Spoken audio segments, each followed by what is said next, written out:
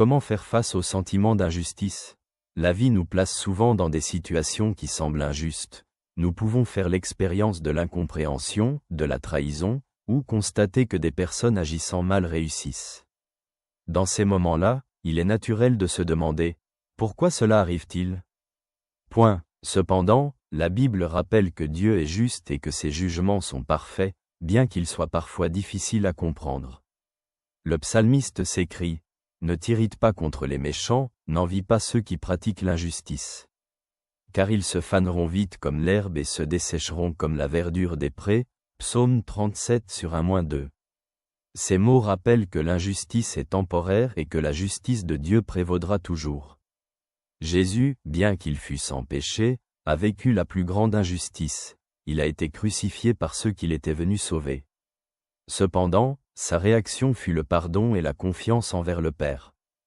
Sur la croix, il pria « Père, pardonne-leur, car ils ne savent pas ce qu'ils font » Évangile selon Luc 23h34. Son exemple montre que même face à l'injustice, nous pouvons faire confiance au plan de Dieu. La psychologie indique que faire face au sentiment d'injustice nécessite d'accepter que tout dans la vie n'est pas sous notre contrôle. Il est important de se concentrer sur ce que nous pouvons changer et de pratiquer la gratitude et le pardon, qui aident à se libérer de la colère. Comment faire face au sentiment d'injustice?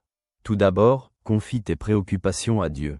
Dans l'Épître aux Romains, Paul écrit « Mes bien-aimés, ne vous vengez pas vous-même, mais laissez agir la colère de Dieu, car il est écrit « À moi la vengeance, c'est moi qui rendrai la pareille, dit le Seigneur » Romains 12:19. Remettre la justice entre les mains de Dieu apporte du soulagement et permet de se concentrer sur notre propre croissance. Deuxièmement, cherche la paix dans la prière. Dans les psaumes, on lit « Confie-toi en l'Éternel et fais le bien.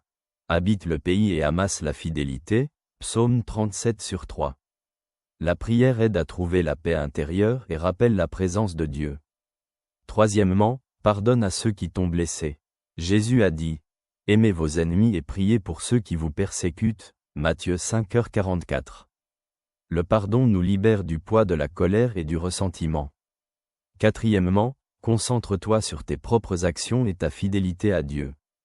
Dans le livre des Proverbes, il est écrit « Remets ta voix à l'Éternel, confie-toi en lui, et c'est lui qui agira » Proverbe 3/5.